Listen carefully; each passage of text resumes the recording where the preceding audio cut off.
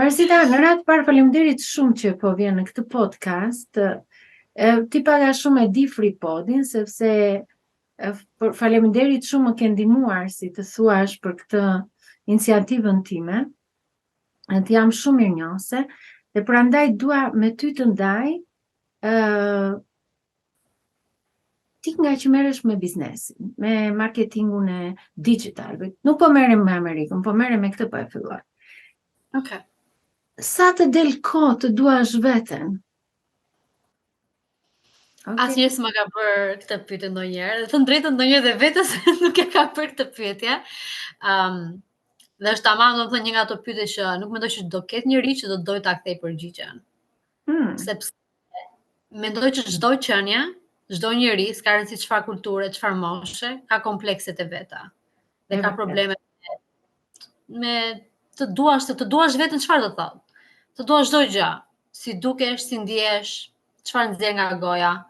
Dhe normalisht ndërsa ne kemi opsion që mund ta përmirësoj diçka, ato që janë në kontrollin ton, asnjëherë s'do ndjehemi të kompletuar që unë e dua veten.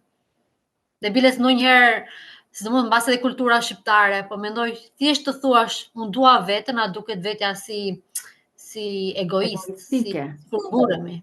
Po. Dhe mendoj që si pyetje është më komplikuar se sa e do veten. Kemi ditë që dëgjojmë, them, mirë dukesh Marsilda. Go hit some goals, Semina. Shko edhe bëj atë që ke për bërë sot. Ka ditë që ngrihemi nga krevati, them, prit çik. Pse jam këtu? Pse i kam këto rrudhat? Po mbase hunda duhet bërë plastike. Po jemi mama, nuk e kemi trupin në formë mbase siç do duam. Por pasaj shikoj njerëz të tjerë që më shikojnë mua, thonë që çfarë thua ti? Ti je elegante, ti je kështu ashtu, edhe mos si ka mundsi kjo apo ky person e do veten time më shumë se ç'e dua unë. Dhe mendoj që neve kemi atë roller coaster, do të thonë që kemi ato lart dhe poshtë ku vjen puna te vetja. Po në fakt, reflektimi i të tjerëve është ajo që jemi ne në vetvete. Pra në qoftë se dikush na tregon ose na drejtohet, paktën nga eksperienca ime që merrem me këtë brenda jashtë, këto 12 vjet nuk merrem më nga jashtë brenda. Ka mbaruar për mua ajo të pres komplimentin nga dikush, ose do me thënë si ta them që sot ndje mirë se një dorë e tretë, nuk e lë më në dorë të tretë jetën, tashmë. Dhe prandaj i drejtova këtë pyetje se duke qenë se je një femër shumë e zënë, shumë e arirë. Dhe nuk do ta bëj atë arritjen në mënyrën suksesit që ka tregu, po një femër që të shikoj të lumtur. Më kalon shumë pozitivitet. Dhe se në përgjithësi merremi me biznes, bëjmë gjëra, po jemi si të rëndomt ose përtojmë, si të thuash të shprehim, ose veshëm atë maskën me pak fjalë që e veshëm pothuajse që ti je profesioniste. Unë nuk e shikoj tek ty, prandaj të kam ftuar te podcast. Mendoj që në përgjithësisht, domethënë jam pozitive. Gjithmonë dhe ku kam qenë jo pozitive, kur bëj muhabet me të tjerë, them, nëse unë do ankojmë, për shembull, nëse unë do të ankojmë ty tani, jo po kjo nuk shkon, jo po kjo. Jo vetëm që nuk do ndjem vetë pozitivitisht, po tani do të ul ty energji, do t'jap ty energji negative, tani ti do thuash, po tani unë ndjem keq, çfarë do bësh ti? Do ankohesh tek tjetri. Dhe është zinxhir. Ke një uri për energjinë. Po, është energjia është shumë zinxhir, mendoj. Dhe është tamam si efekti domino, themi, që çfarë bën ti, çfarë nxjerr ti nga goja, çfarë energji ti jep të tjerit, e ndihmon. Edhe nëse ti mbasi je shumë poshtë, thjesht sepse ti the fjalën e dur në vendin e dur të dikush, dita atij personit apo java mund ta ndryshoj. Do them pse jo? Kam apo se kam pozitivitetin apo lumturinë atë ditë apo moralin? Pse jo? Me klientët, me njerëzit që flasin për video, pse do të nxjerrun mllef, pse do të nxjerrun ankesa, drama, kur mund të jap pozitivitet, mund të jap përqeshur, mund të jap një gjë edukative. Pra, duke unë bërë këtë, çfarë ndodh? Është zinxhir ajo, sepse mbase të motivoj ty të bësh një të gjë. Dhe ti motivon dikë tjetër. Cili është rituali që bën ti? Për shembull, unë personalisht që të mbaj pozitivitetin tim, ose që që të ndihem, si të thuash, një me veten time, me qëndrën time, dhe kur shkas ndonjëherë për shembull përsëri kthehem, meditoj. Ti me çfarë merresh që të mbash këtë balancë? Se kjo është një balancë për mua, të mbash balancën e trupit, Është të mendjes edhe të folurit. Po, është e vështirë, sepse do thoja ose do doja të isha një nga ata, se mendoj që janë ca gjëra që i quaj broçko, me kuptimin që ka shumë njerëz që dinë ta bëjnë balancën shumë mirë dhe i vlerësoj, mbase ti je një nga ata. Por në jetën që kam, e kam aq të çdo ditë është vrapo, duke qenë se jam mama e 2 fëmijëve. Gocën e madhe bëj homeschooling, pra mëson nga shtëpia. Goca e vogël 2 ditë vete në kopësh, ditë e tjera jam mundohem të bëj asaj homeschooling. Aktivitetet jashtëshkollore të vajzave, biznesi, krijimi i këtyre video kontenteve, kthimi përgjigje. Unë prapi gjithë njerëzit mendojnë që unë kam skuadër, unë i thej përgjigje, sepse mendoj që njerëzit nëse të shkruajnë Marsila Bjauçët një mesazh, s'ka rëndësi nga cilat platformë, presin të flasim me Marsitën, nuk presin të flasim me dikush që po pretendon të jetë Marsita. Dhe janë gjëra që i kam parë mbi kuris, që t'i kthej përgjigje, t'i ndihmoj, t'i suportoj. Dhe normalisht i prek vetë gjërat, dhe normalisht ndjesh aq e mbi ngarkuar, ndonjëherë fizikisht dhe psikologjikisht, që është e vështirë që unë them që prit që ngrihem, meditoj gjysmore, dhe bëj këto do gënjeja. Do ishin broçka. Por një gjë që bëj është që ja të kafen e mëngjesit, nuk ham mëngjes, unë dhe burri kemi disa kohë që bëjmë intermittent fasting quhet. Po, që nuk ha mëngjes gjithë ditën, po. Pim kafe pa sheqer, dhe vazhdojmë ditën. Sido që tjetë, bra. Kam ato takimet dhe jam munduar ta menaxhoj javën. Dhe këtë që kam mësuar nga një libër që kam lexuar, si të punosh 4 orë në ditë. Dhe unë kam vajtur dhe një hap më tej, dhe kam thënë që si është java ime, java ka 7 ditë, dhe normalisht kam aktivitete. Po që unë punoj 2 për ditë, edhe mundohem dhe të bëj këto aktivitetet, është e pamundur. Domethënë tamam kalon nga faza e temena. Dhe unë kam vendosur që unë do punoj, kur them punojmë që ulem në kompjuter, sepse me punën që kam unë punoj dhe nga telefoni. Në të martë, unë kam takime me klientët, me prospects, me ata që mbase duan të dinë çfarë po bëj, takime me skuadrën, gjithë ato i bëj hënë martë. Dhe ditë e tjera dhe ndonjëherë njerëzit thonë që si ka mundësi. Po, tërë ditën unë hënë marr bëj takime. Është e lodhshme, sepse jam tërkohës fol. Paman e di që heq qafe këtë, dhe tani javës tjetër, çfarë janë gjëra që më të kthej përgjigje me telefon, i bëj me telefon. Nëse dua të bëj një video kam kohën e bëj. Nëse dua të flas me skuadrën, me një klient kthej përgjigje. Paman çfarë ishin takime dhe projekte të rëndësishme unë i bëj hënë martë. Lodhem, por pas e kam javën them që okay. Nëse unë nuk e bëra një punë sot, nuk dua të mbi ngarkoj veten që po pse s'e bëre, pse s'të doli koha. Është okay. Nuk është dita ime. Të kalosh në atë që quhet fajtor brenda vetes. Po.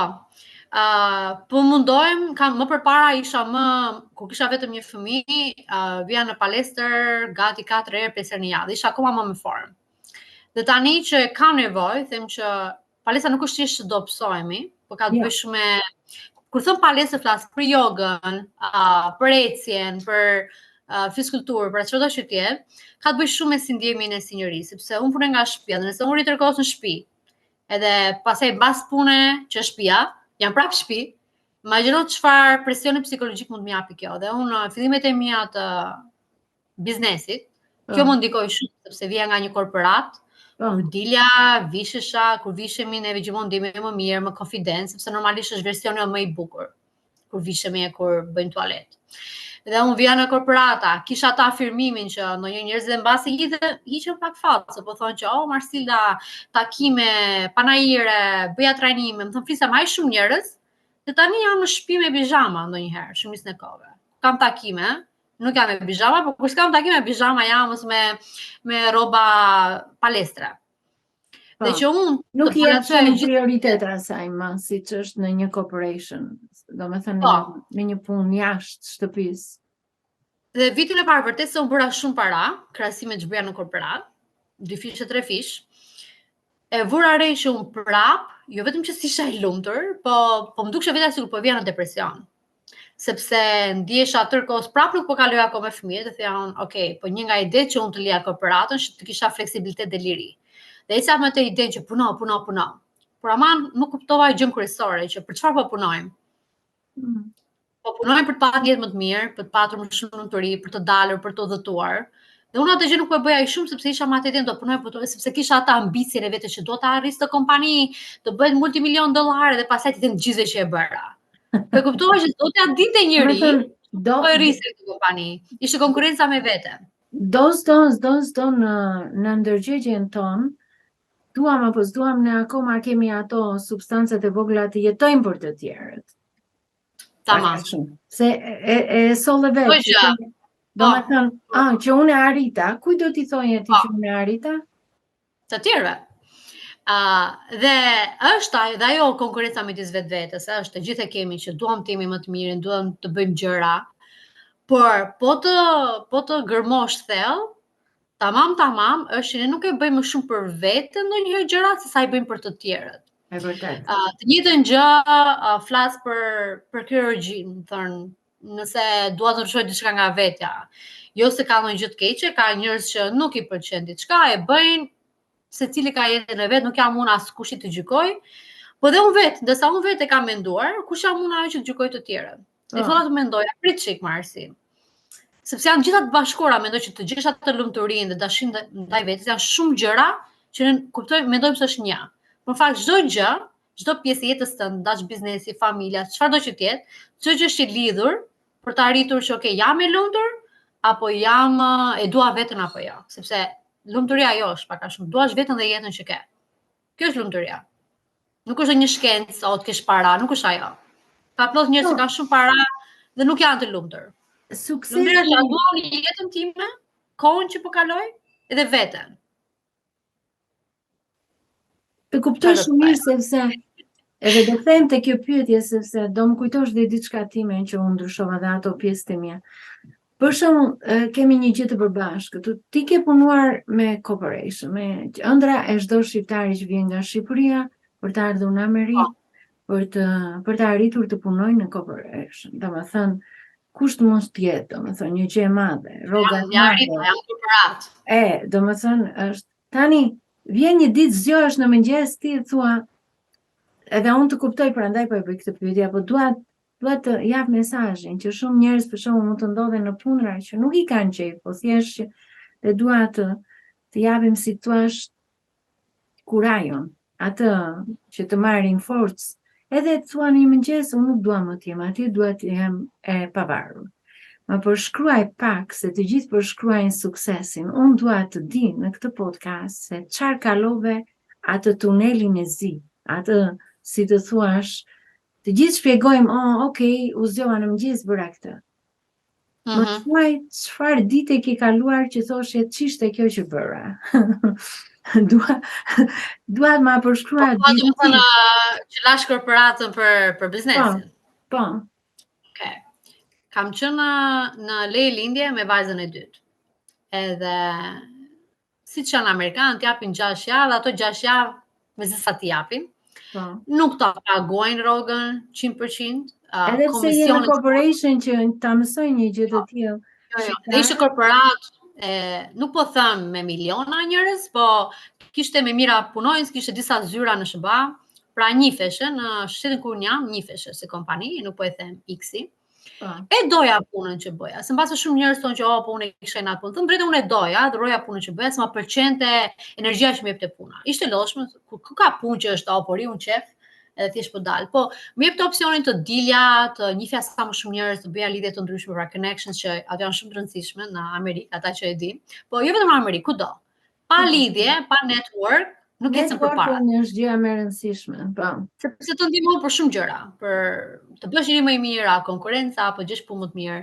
Dhe e vija re që megjithëse kisha një punë të mirë, ishte lodhur, nuk ndihesha që po pagohesha për aq sa po bëja.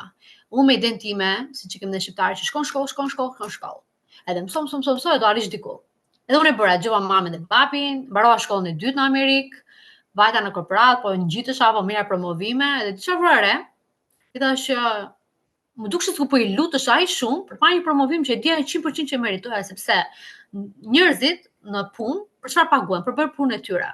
Kur ti fillon bësh gjëra ndryshe, që jo vetëm ndihmojnë punën, po i sill atyre më shumë para, i ndihmon departamentin të proceset që janë ato gjitha të përmirësohen, po ma prapë të pagojnë një lloj, aty kupton që okay, diçka nuk po shkon. Pra kjo ishte një flamur i kuqe me flag, red flag numër 1. Po, që thash okay, që unë të rritem në karrierë, marr më shumë para, për punën që po bëj, që do të vlerësohem për punën që po bëj, se nuk është thjesht po bëj punën e mirë dhe po vin orar, të gjithë e bëjmë. Çfarë po bën ti ndryshe nga gjithë tjerët në korporat, që po i sill benefite kompanisë, aty del ti ndryshe nga të tjerë. Do unë arrit atë gjë, por prapë nuk u paguat, ishte flek. Gjëja e dytë ishte tash, mbajmë kur me gocën e parë, kur u ktheva mbas 6 javë, unë rasti në gjendje depresione, sepse akoma i viagjin. Dhe thashëm, pse unë po vi këtu për para, kur shumë i mund ti me vajzën time që ka nevojë për mua, dhe duhet më falë për shpejt, duhet po më poju në një dhomë, qumër që ajo mund ta këshepir nga mua. Dhe neve nuk kemi rritur, nuk kemi krijuar ashtu si qenie njerëzore. Mamaja nuk është bërë që të vetë punoj dhe pompa është artificiale, është plastike. Unë kam nevojë. Shumë mirë që e sjell këtë. Shumë mirë që e sjell këtë, sepse po bëhet në thojza një propagandë në të gjithë, edhe në Amerikë, në gjithë botën, që femra duhet të jetë patjetër e pavarur. Unë nuk besoj në këtë gjë, se pavarësia nuk ka të bëjë me paranë. Po. Edhe unë kam menduar këtë gjë, se është ideja që ti me pavarur, të krijoj para, të bëhem një successful woman, më the tash. Por ajo që unë dija si ishte ajo, sepse unë vija në mëngjes në punë, bëja siguri kam banjë dhe unë qaja në banjo, gati 1 muaj rresht, sepse lija fëmin me në shtëpi apo nëse çan qerte, ishte akoma në gji, dhe unë do të rria 2-3 herë gjatë punës të pompoja me pompë, qumësh që t'ja vjanë ngrirje që ajo ta shkrinte e që ta pinte. Imagjino, më thënë, nuk ka biologjikisht, kjo nuk ka asnjë kuptim, po ta mendosh. Dhe prandaj unë vlerësoj shumë shtetet e tjera përveç Amerikës që i lënë mamave lirin të marrin 1 vit dhe asigurojnë. Në Poloni ishte 3 vjet. Edhe bilezet të pagojnë, nuk po them që të pagojnë full, të gjitha shtetet, po sikur pak. Kurse unë jo vetëm që se kisha si opsion, po që edhe si presion që po do vish, dhe të merrin të bezdisnin pak që do vish. Dhe herën e dytë mua s'u mëzuri paniku, sepse vajza jo vetëm që nuk po merrte shishen, por kishte probleme shëndetësore dhe unë vërtet që mëzuri paniku thash, më fal. Si do ta lëm vajzën pa ushqyer, sepse ndërsa as pi shishen nga do pi. Ajo shishe ishte vetëm e gjë. Dhe vajza kishte shumë probleme. Dhe unë si punë, atë që punë që bëja, mund ta bëja nga shtëpia. Kjo ishte para pandemisë, ishte fiks 1 muaj para pandemisë. Unë mund ta bëja nga shtëpia. Po secila korporat kanë që ka të mikromenaxhimin i themi ne, që duan të rimbi kokë, si duket sikur ti s'do bësh punën pas ndetin mbi kokë, gjë që tani kemi kuptuar që shumë kot, sepse shumë kompani janë komplet remote tani.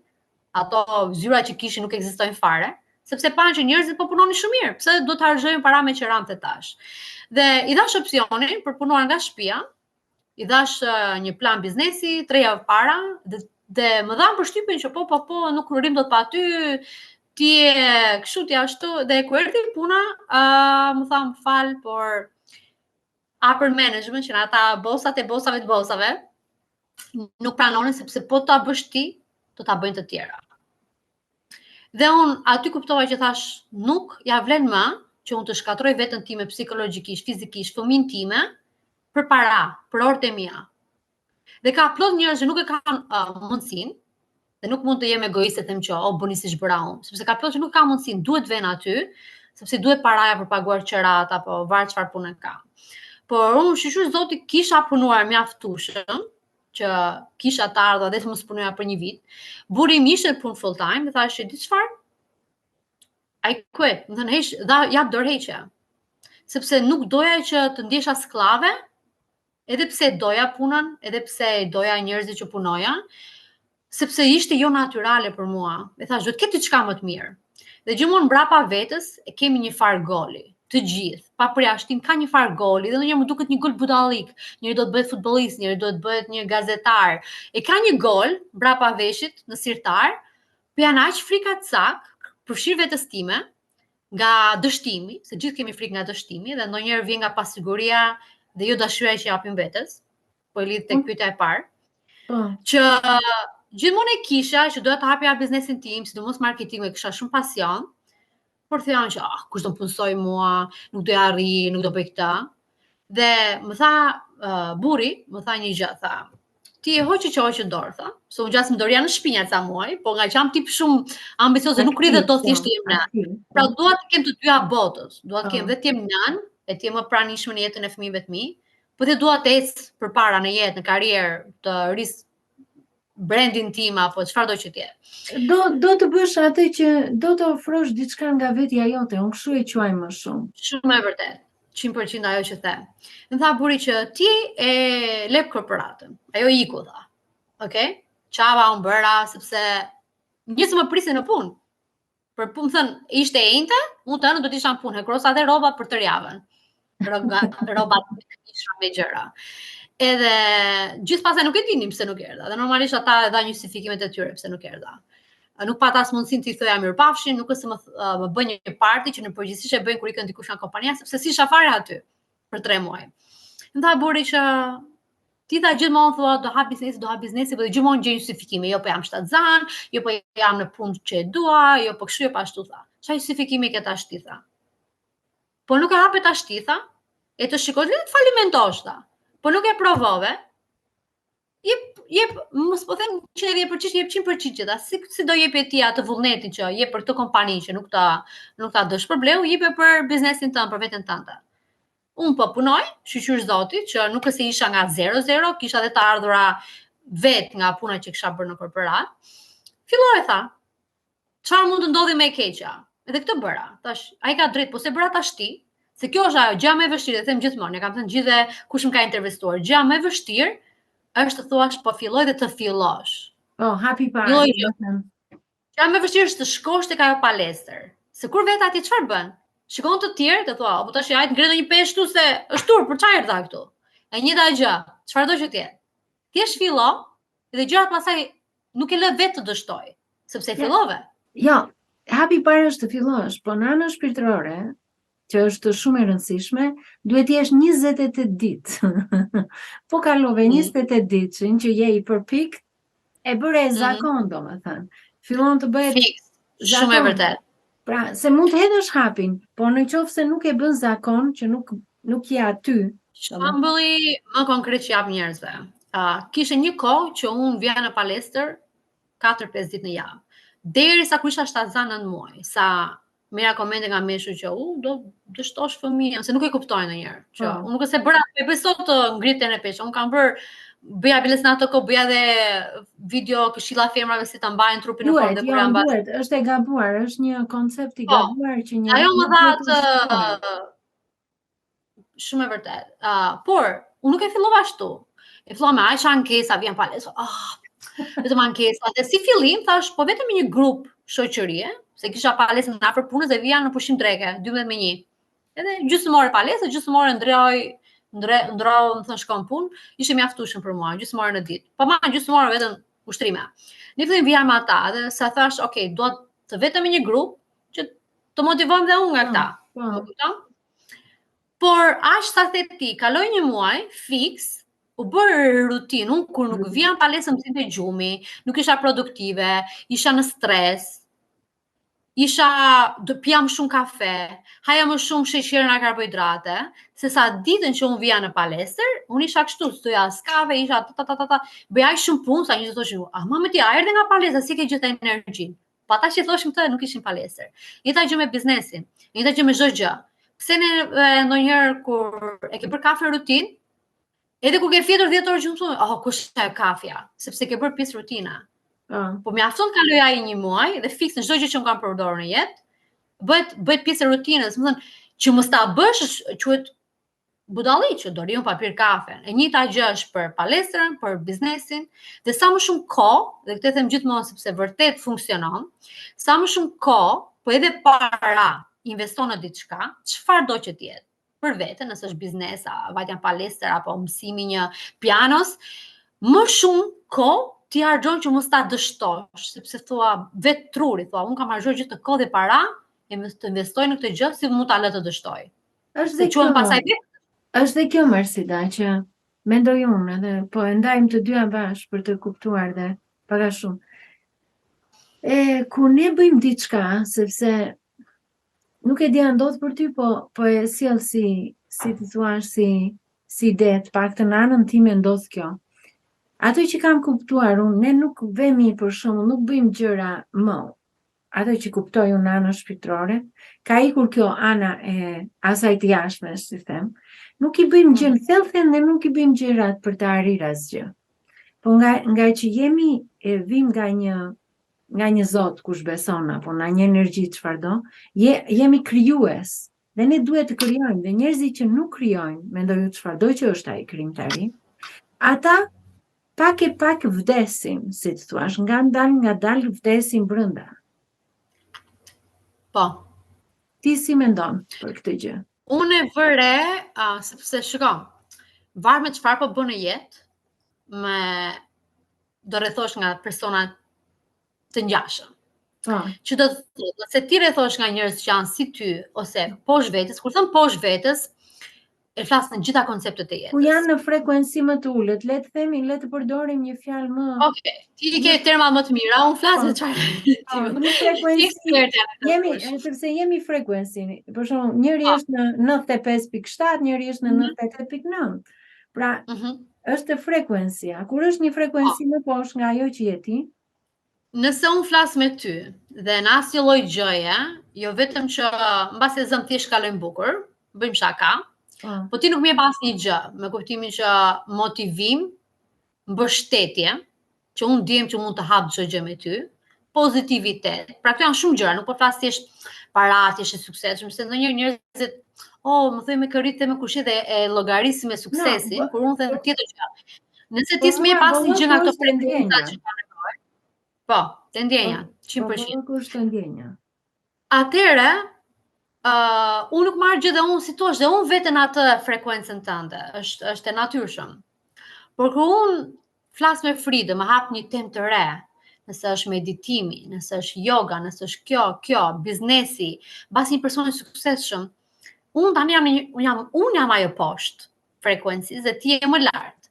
Dhe unë çfarë do bëj? Automatikisht, me vedije, pa vedije, mbas edhe me xhelozi në kuptimin e mirë të fjalës, them që dua të arrij atë që ti ke.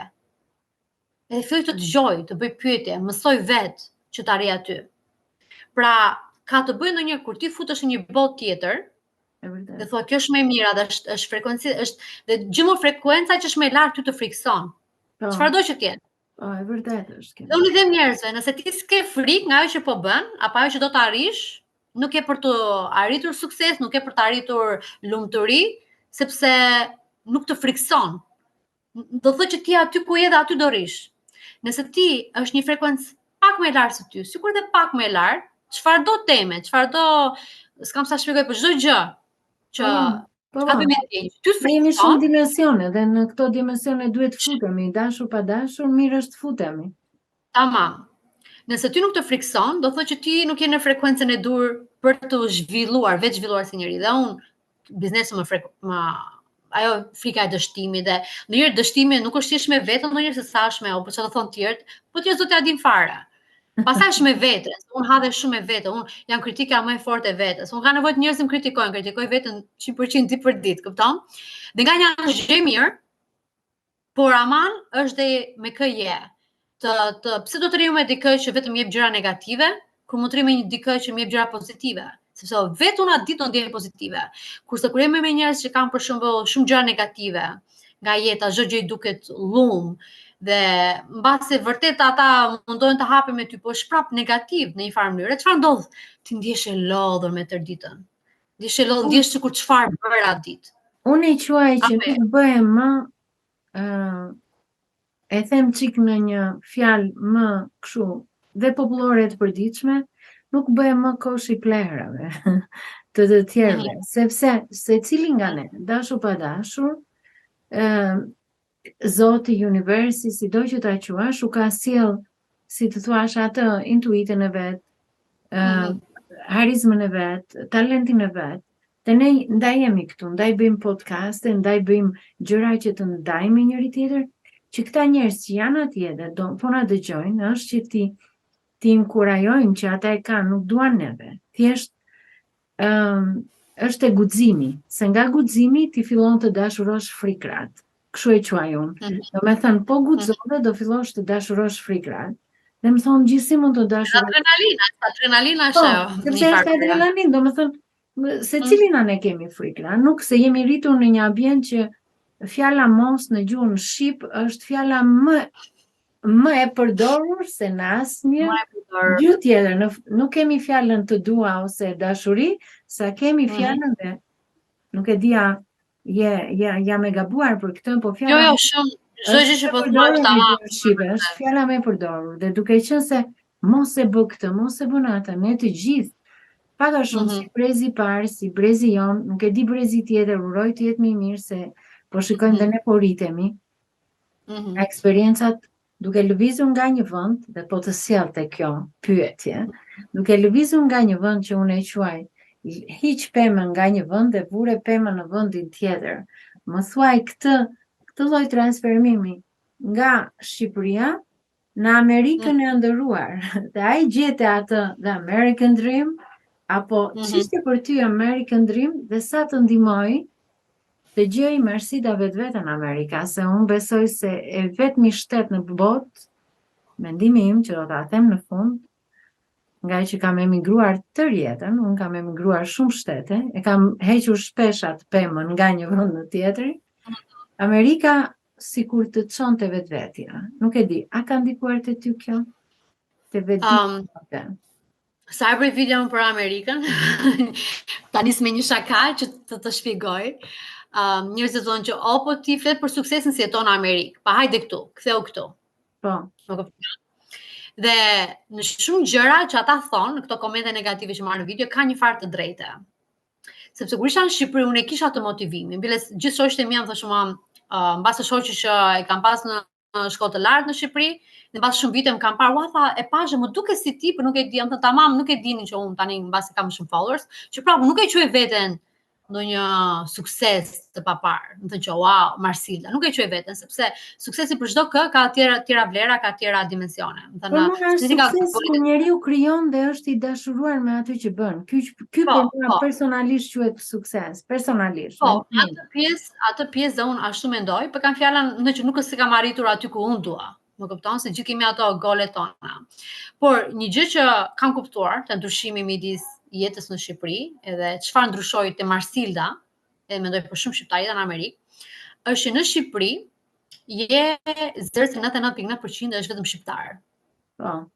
Jemi të gjithë, zërse gjithë mbasi ndonjëri prindit kishin më shumë para, mbas ka çik tjetër jetë, por shumica u ritëm në jetën lagje, me të njëjtën gjuhë, me të njëjtën kulturë, me të njëjtën show, që panë se shumica e show kur isha e vogël ishin njëta show që shikojnë gjithë, aq kanale kishte.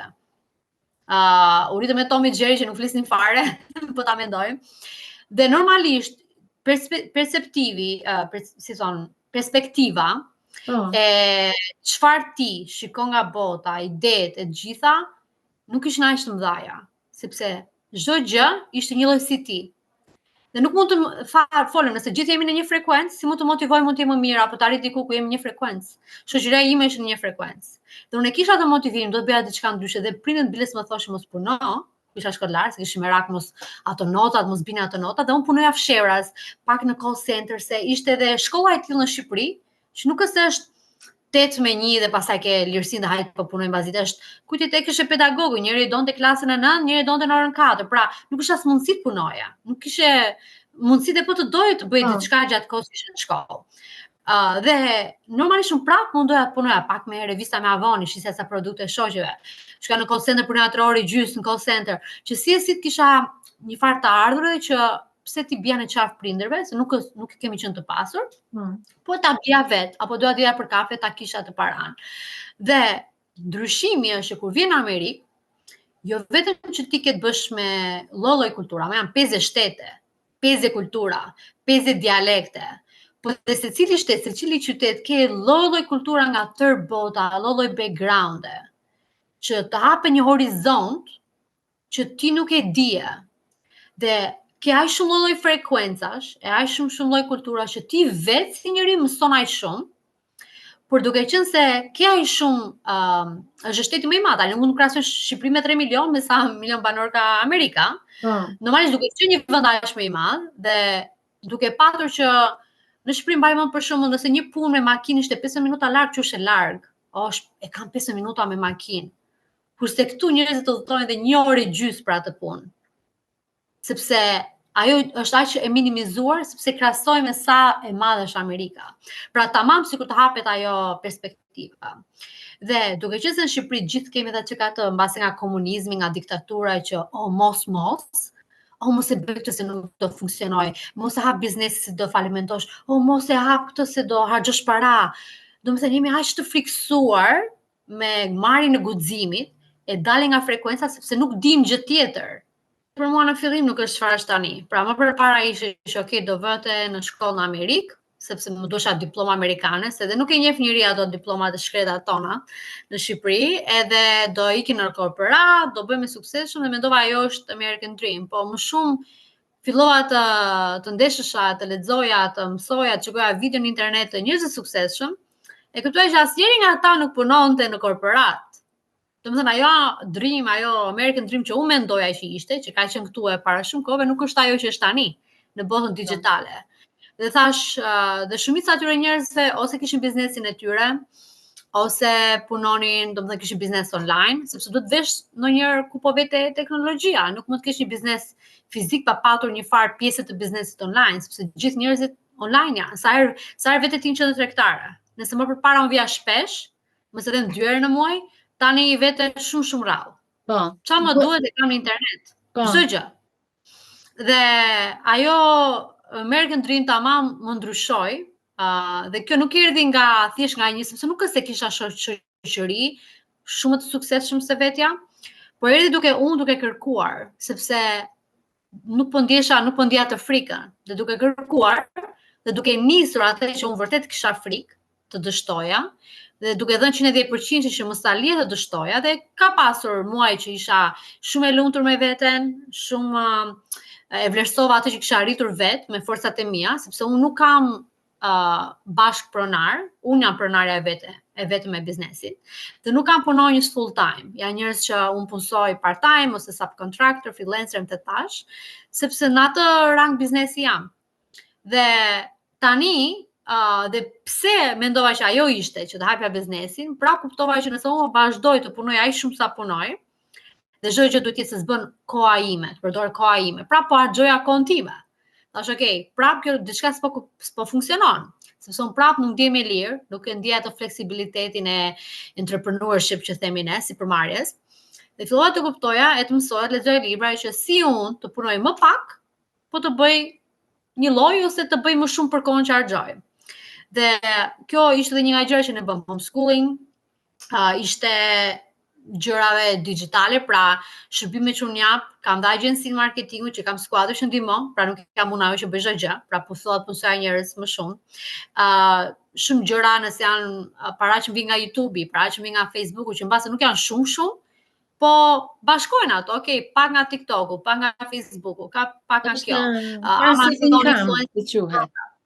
Po, bashkëpunime që njerëzit më pagojnë për bërë content, apo gjëra të ndryshme, janë pak nga pak, pa ma në kohë që unë harxoj tani shumë herë më pak, dhe ka më shumë kohë që unë të udhëtoj, sepse nëse unë punoj nga shtëpia, burri punon nga shtëpia, ç'në si ka ku jemi ne. Vetëm këtë verë unë mund të kem udhëtuar 8 javë, pa llogaritur ato 3 ditë. Të kuptoj sepse bëj të njëjtën gjë dhe udhtoj shumë edhe gjithë më pyesin, lumsi ti që po i bën këto gjëra, në të njëjtën kohë më pyesin, po si ja del? Po e nise një iniciativë. Edhe dua të falenderoj për këtë, edhe po të falenderoj publikisht, sepse dua të them që Marsita ka bërë një punë të mirë me mua, sepse unë jam më shumë e asaj që quhet, domethënë të bëj contentin, si thua, më intereson shumë gjendja e brendshme e njerëzve. Se kush do ta shpërndaj, se kush do ta bëj, nuk është ajo, dhe më ke dhënë hapin e parë, domethënë dua ta theksoj pak këtë gjë, sepse jo të gjithë shqiptarët, si thua, mësojnë diçka nga jeta e tyre dhe duan t'ua japin të tjerëve. Më shumë, si thua, kjo është një mungesë shumë e madhe e komunitetit tonë, që përpiqemi të mos t'i japim ato që kemi mësuar. E kurcejmë, si të thuash, nuk e di, e kam ndeshur shumë këtë gjë. e japi Më me thon faktore. shpesh, Dhe sepse unë e ndjeva atë mbështetjen tek ti për ato javë që punuam bashkë. Ndjeva një mbështetje shumë të madhe në anën e marketingut, që është shumë e rëndësishme, se okay, është shumë e mirë kontenti, është shumë e po marketingu luan një rol, pothuajse, mos të them më shumë se kontenti. janë të lidhura, të ndërthura. Pra do të kesh kontentin, marketingun dhe një farë strategji shitje, sepse edhe sikur ti vërtet të duash bësh bamirësi, të kesh një organizat jo fitimprurse, nëse ti për shembull nuk bën një farë paraje, sepse kanë pasur dhe organizata e fitimprurse që kanë ardhur te mua dhe kanë thënë që jo po unë dua të fitoj, unë nuk dua të bëj miliona dollarë, dhe unë okay, po që ti të bësh këto videot, që ti të ndihmosh më shumë njerëz, kushton para.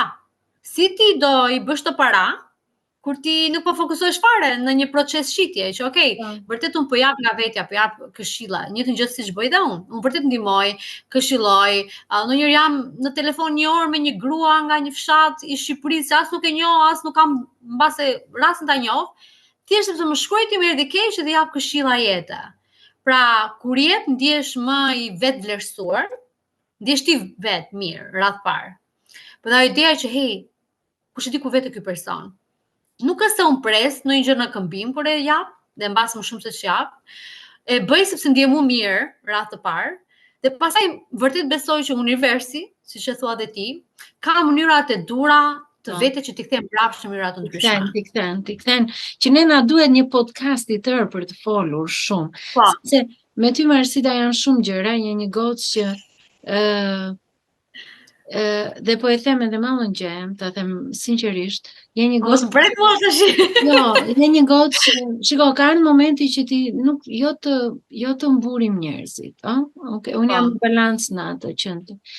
Po të nxjerrim në pa gjithë të bukurën që ka, sepse në këtë kohë ky podcast atyre u përkushtohet. Njerëzve, të gjithë neve që jemi heronj të vegjël, po që rritemi pak e pak edhe bëhemi heronj të brendshëm dhe lulëzojmë si ai Zambaku, si ai Trëndafili, edhe duhet ta nxjerrim që ta shikoj që ekziston dhe Zambaku, ekziston dhe ky Trëndafil.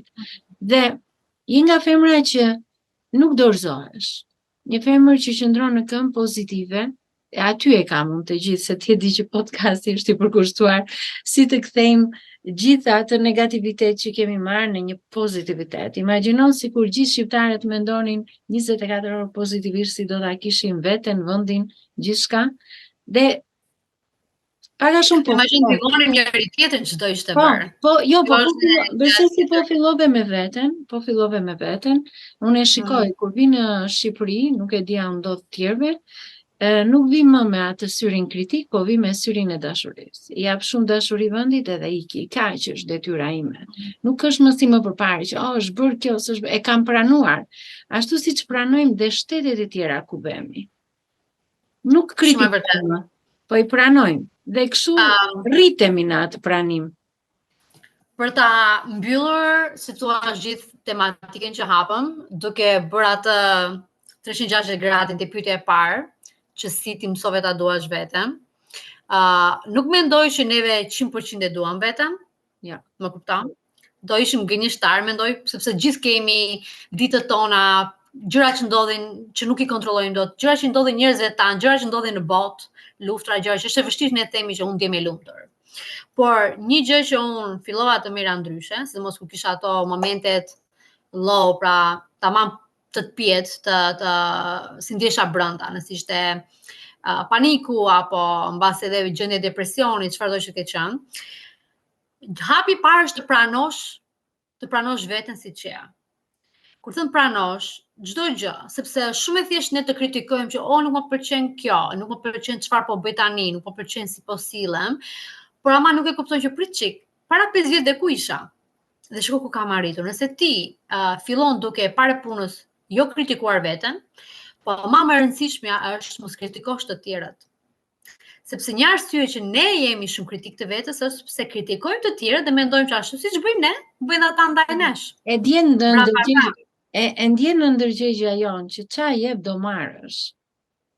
Kur ti fillon edhe ku shikon një person që nëse është veshur keq apo atë ditë, se ndonjëherë ne nuk e dim historinë atij personit. Ai person pas është një multibilioner dhe doli me opinga llastiku për jashtë dhe ne themi, "Jo, po shiko ky si ka ardhur në restorant." Ku i diet si u ngrit ai, kush është ai, dhe ajo nuk e specifikon që thjesht ti u vesh e keq apo dukesh keq apo je shëmtuar, çfarëdo që të jetë, ti ai. Sepse ne kemi shumë versione të vete. Siç unë në mëngjes u ngrita, nuk jam unë siç jam tani para teja. E krekosur apo më thetash.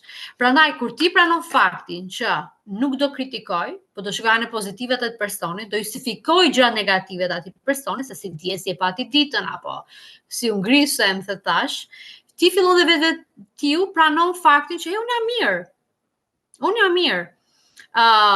Ka gjëra që të përmirësohen, që nëse janë në kontrollin tim dhe unë nuk më pëlqejnë, e të tjerë më kritikojnë, atëherë unë i vë veshin, i vë atë vatin e veshit, them që okay.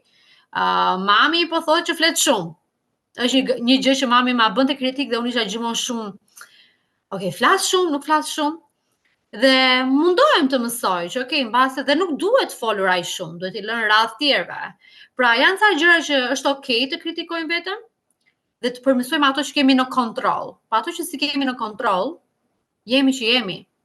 Dhe duhet të shikojmë çfarë kemi arritur deri tani. Sepse është shumë e thjeshtë për të thënë që unë s'kam arritur asgjë, sepse shikoj tani tashme, pastaj them prit çik. Para 3 viteve isha duke punuar 8 me 5, nuk e shikoja fare çupën të rriteshe. Mi thoshte mami që hodhi hapin e parë, tha fjalën e parë. Imagjino çfarë gjërash, që ato janë memorje që duhet të ekzistojnë në çdo prindër. Dhe unë i humba ato memorje. Sepse nuk isha aty, nuk e pash vërtet hapin e parë të saj. Ma tha mami që e bëri hapin e parë. E të tjera me radhë, dhe tani jam në një fazë jetës time që vetëm mundojmë të motivoj, inspiroj, edukoj. Nuk mendoj që ka një sipërmarrje shqiptare që bën video edhe në anglisht në shqip. Nëse ka, do bëjmë shoku ngushtë me atë person, të më ndihmoj të bëj ca video, sepse është e lodhshme. Është e lodhshme. Aty është e lodhshme.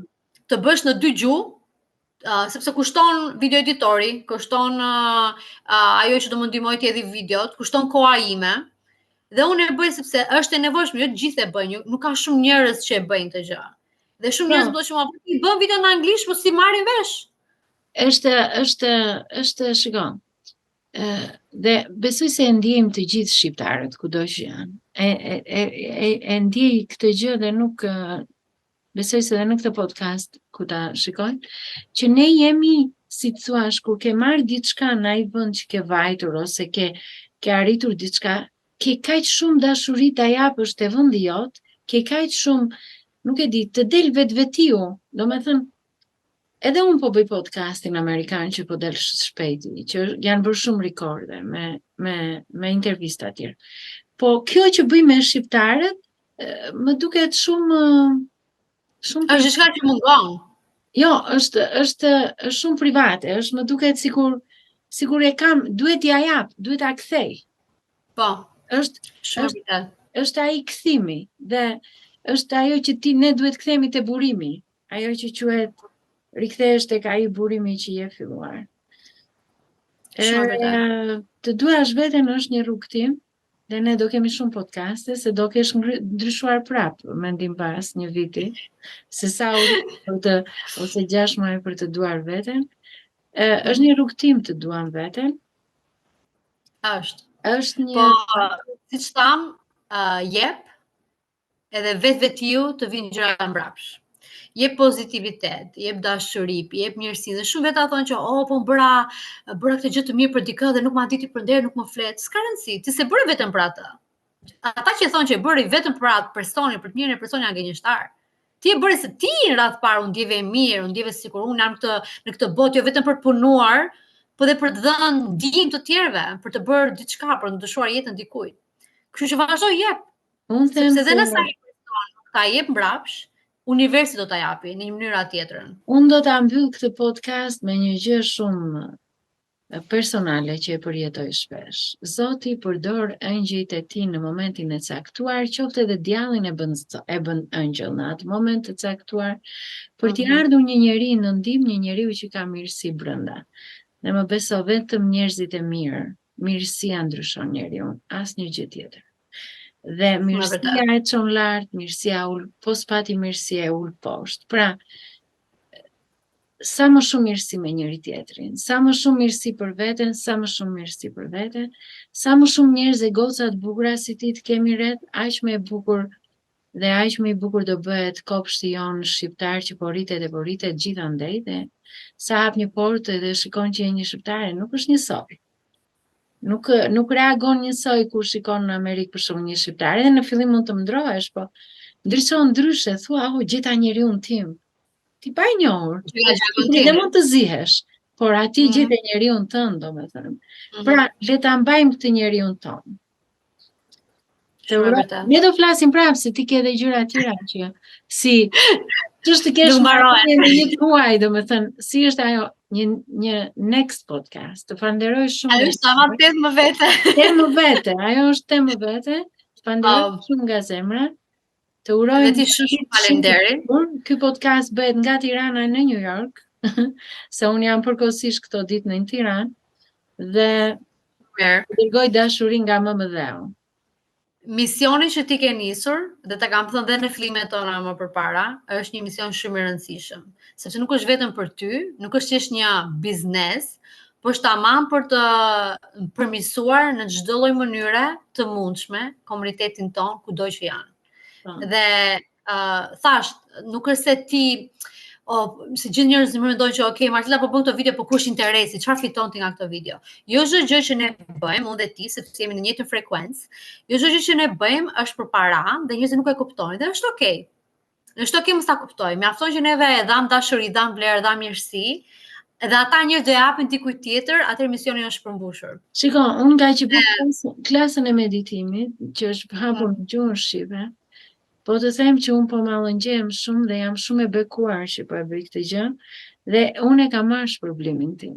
Shpërblimi im është që Zoti më ka vënë domethënë jam ura e lidhse dhe të gjithë jemi urë, prandaj më pëlqen New Yorku se ka ura. Gjithë jemi ura e njëri tjetrit, të japim dorën dhe dikush më ka dhënë mua, ai mësuesi që më mëson mua që është prezent tek mua, që të më nxjerr më të mirën time, me orë pa orë, ai ma dha mua që unë të jap të tjerët dhe të tjerët do të japën të tjerët. Kështu rritem. Shumë e vërtet. Të uroj gjithë të mira dhe ty dhe shumë faleminderit. Shpresoj që pak nga ato fjalët e mia, pak nga fjalët e tua dikush të ketë qenë ajo drita që të vazhdoj dhe ta di që ka më mirë. Kudo tuneli të zi që janë futur ka më mirë. Mesazhi të vazhdojnë ta kërkojnë. Mesazhi i Marsidës e imi sot edhe i këtij podcasti është që ne jemi këtu të na shkruani. Se ka për çdo rënd të mbështesim njëri tjetrin, të flasim, qoftë edhe të bësh meditim, qoftë me Marsidën të gjesh një qoftë se bën një biznes tënd digital të orientohesh. Pra janë shumë mënyra që ne mund të. Ka shumë lumenj për të çuar te Zoti. Përdorni ato.